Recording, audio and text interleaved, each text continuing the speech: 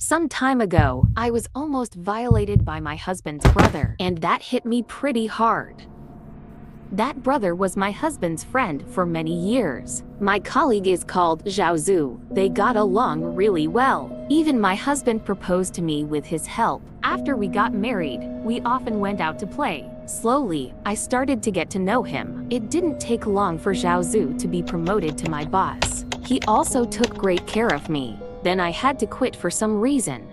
Zhao talked to me all afternoon, keep holding me back, but I'm on purpose. So I decided. The next day, I personally resigned from the leadership. That night, he said he would get up early tomorrow to take his children to school. I didn't think much of it at the time. Let Zhao pick me up when you drive to work tomorrow morning, because I'm on my way to work anyway. And the next morning, after elementary school, the child drove to pick me up. He told me that one of his houses was for sale. Someone just made an appointment to see his house. He asked me to go with him, and I thought to myself, why would anyone come to see the house so early? But he didn't think about it, so he followed. After arriving at his house, he gave me a tour of his house, so I looked around. Passing the bedroom door, I didn't go in out of politeness. But then suddenly, he shoved me in. Smile and tell me what to be afraid of. Go in and have a look. I had no choice but to continue walking a few steps forward. Just took a look.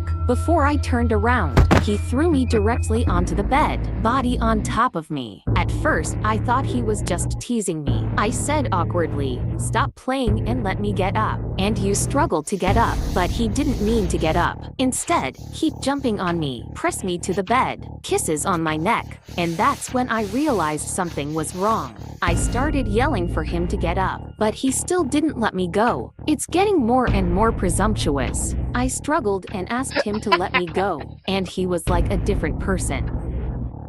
I shouted angrily, "If you do this again, I will call the police."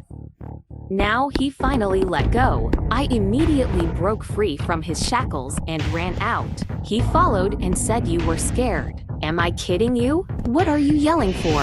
And I angrily retorted, "Are you kidding me? I think you're taking me for a fool." And with that, I was about to open the door and leave his house, but found the door wouldn't open. He came over and pressed the button below. The door just opened. I just realized he had already locked the door. He had a plan. I dashed downstairs. He's right behind. I ran and asked you, "Didn't you say someone came to see the house?" He said the man was not coming. Say you want a video viewing.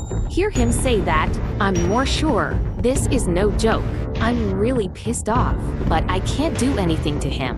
After all, he is my husband's brother. I can't imagine. This person has been with my husband for so long. Husband is so kind to him. He did such a shameless thing.